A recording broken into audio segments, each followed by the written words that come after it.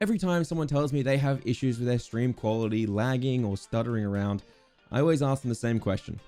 Are they dropped frames, skipped frames, or lagged frames? And they always reply the same way. Well, which is okay because it is confusing when you start out.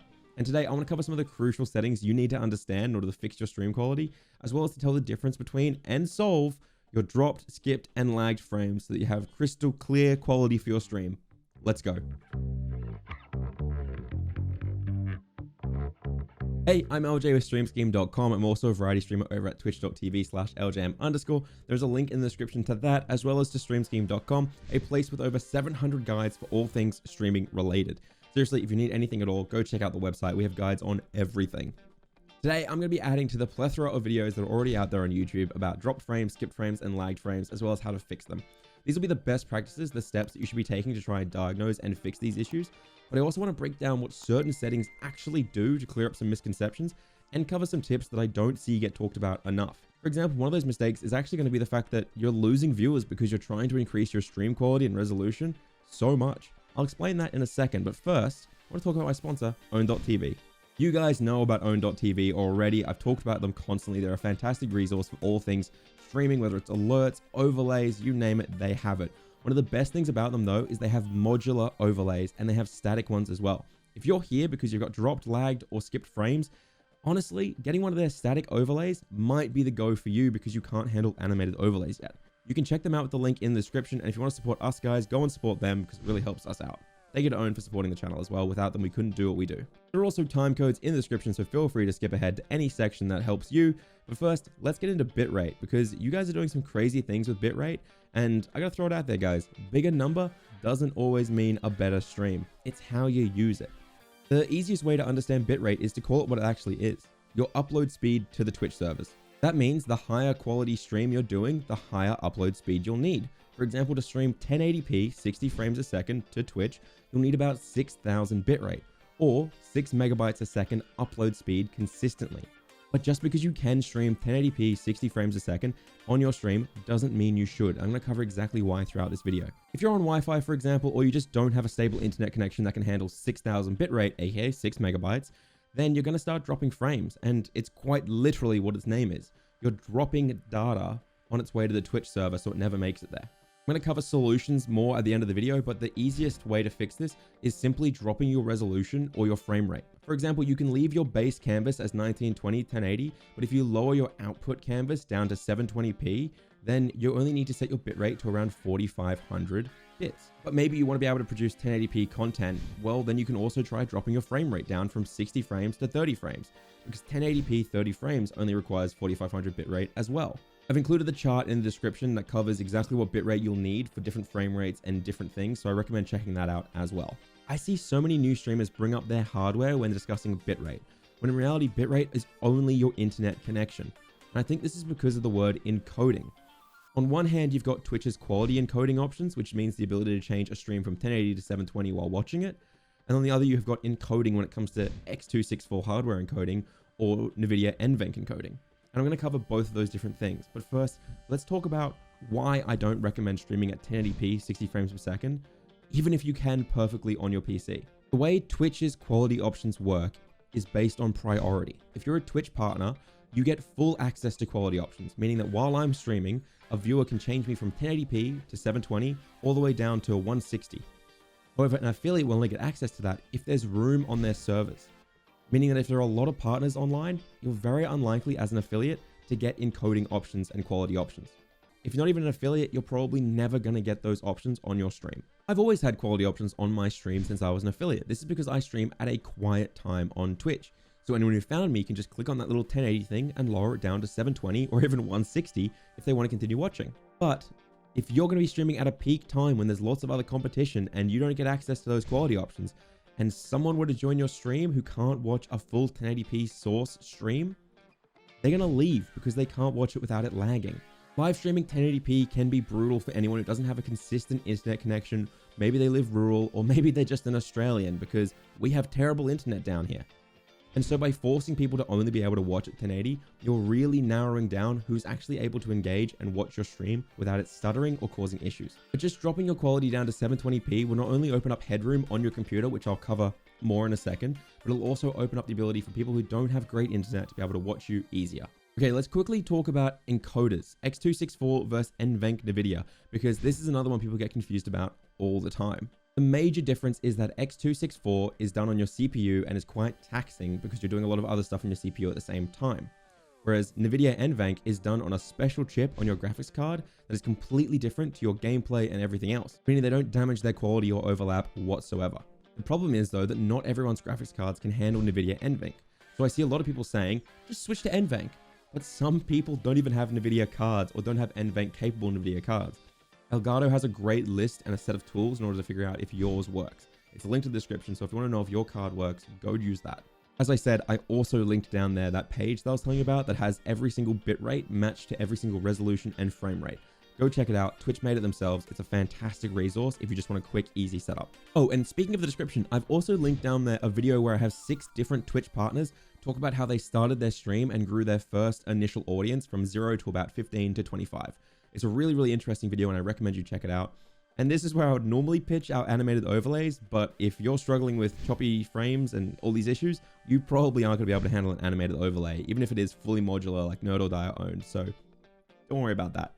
Okay, let's break down and figure out if you've got lagged, skipped, or dropped frames, and then talk about some solutions to each of them. First off, let's cover where you need to go in each of your softwares in order to find the information.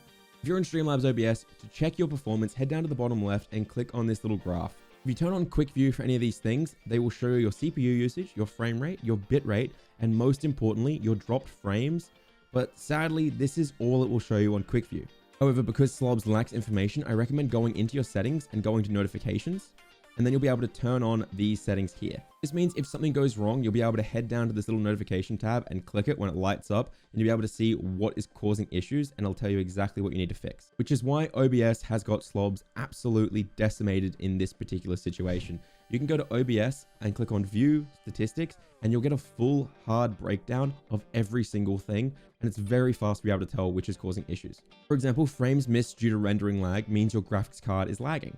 Skipped frames or encoding lag means your CPU usage is too high, or if you're using NVENC, the graphics card's chip is overloaded.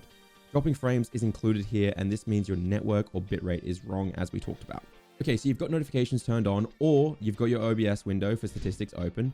Now you need to make a brand new Twitch account and do a test stream to that. This is so you don't alert your followers or drop your average viewers by streaming to 0 people. The reason you should do a test stream on a new account rather than adding stuff to your stream key so it just doesn't go live is because I like the idea of being able to go and watch your VOD back after the test stream to see if the quality improved, to see how you sound, and go from there.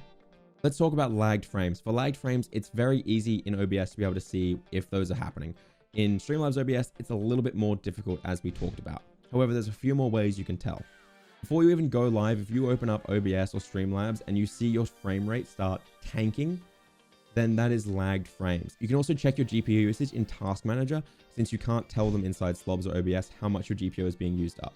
If it's extremely high, that is another sign of lagged frames. If you have figured out it's lagged frames, then your game settings need to be dropped down and your frame rate needs to be capped at 120 frames or even 60 frames. Obviously, not every game is as intensive as others. When I played Detroit Become Human, I had to drop the settings right down, even though I have a fantastic computer, but Stardew Valley doesn't have any issues whatsoever. And the reason I recommend capping your 120 or 60 frames is because it then divides down into a 30 or 60 frame stream easily and nicely without all that choppy frame rate. Early on, I was struggling a lot with lagged frames and I didn't like having to drop the game settings down, so there were a few other ways that I found that I could fix up and make it less intensive. The first was I got rid of my old webcam, got a brand new C922, and rather than stream 1080p webcam, I streamed it at 720p scaled down. Because I use NVENC, I took it off max quality and set it down to quality, and then that started fixing it for me. But if you need to go even further, you can change your base canvas to 720p and turn off your look ahead as well as psycho-visual tuning to open up a bit more headroom in your GPU. With all of this, you should be able to solve lagged frames. Let's talk about skipped frames now. Skipped frames means your hardware is struggling. Again, in OBS, very easy to diagnose. However, you can check your CPU usage by going to Task Manager. I also recommend in Task Manager closing down any crap you don't need. Don't close things you don't recognize, but if there's something using a crap load of resources, Google what it is and figure out what is causing it. For me, before every single stream, I have to close down After Effects because sometimes it just sits in the background using up resources, and getting rid of that opens up a lot of headroom. If you're suffering from skipped frames, you can also lower your output resolution. For example, like I said earlier, 1080 down to 720p on your output resolution, and you'll get a lot more of your CPU usage back. You can also lower your frame rate down from 60 to 30, but I wouldn't recommend going lower than 30 for a Twitch stream. And finally, you can change your preset as well. The faster the preset, the worse quality your stream is, but the easier it is on your CPU. The slower the preset means better quality, but more CPU load. If you have checked Elgato's list I linked and saw your graphics card can handle NVENC, then you can also switch over there. The performance will be much better with a minuscule quality drop. Don't forget to remove sources that you don't use. A lot of you guys might not have a PC that can handle animated overlays, for example. Our overlays, for example, are completely modular. The same with Nerd or Die or Owned. And these overlays are meant to come with everything installed so that you can get rid of the stuff you don't need. Don't leave it just sitting inside there eating up resources. So lower your settings in this order: resolution, frame rate. If you can, switch to hardware encoding and then play with your presets. And finally, dropped frames, which if you understand bitrate from the start of this video, you probably know how it all works now. But essentially, if you're struggling, you just need to lower your resolution and your frame rate and then adjust your bitrate accordingly. A quick side note here is that Twitch caps you at 6,000 bitrate. I saw a guy in the Stream Scheme Discord using 10,000 bitrate, and that was incredible because it just didn't work whatsoever, and it was a very easy fix to diagnose, but I don't know why. I guess he thought bigger number, better person. If you want more stable internet connection, I'm not going to run through all the different ways to fix your internet. You can just Google that, but I recommend the normal things: Ethernet cables, talk to your ISP, go through all those steps. It's fine. The final step is actually thanks to Nutty. He helped me with this about 2 years ago or a year ago when I first started streaming, and that is, don't go to speedtest.net to check your upload speed. Yeah, sure, that'll work, but that's not testing your upload speed to Twitch. That's just to their servers. The trick Nutty showed me that I didn't see anywhere else back when I first started a year ago is to use Twitch Test, which is linked in the description. Essentially, you're going to go there, you'll download it, you'll put your stream key in for your test Twitch account, and then you're going to run the test for the servers you want to check. What you're looking for is the best speed, the lowest RTT or round trip time, and the highest quality. Once you have the server, you're going to connect to that one directly because it'll be better for your stream. So I hope that has helped you understand some of your settings and increase your quality a bit more. Seriously, check out the description. I've included so many resources down there, as well as link to Nutty, Elgato's list, and all those things, because I think they're all valuable things you need to check out. I'll see you guys next week. I hope that helped.